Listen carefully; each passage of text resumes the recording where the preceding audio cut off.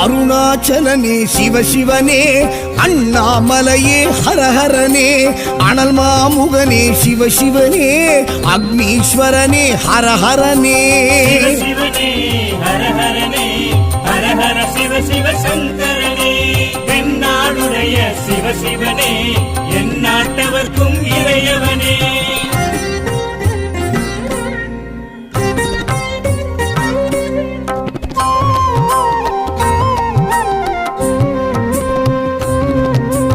அஷ்டலிங்கனே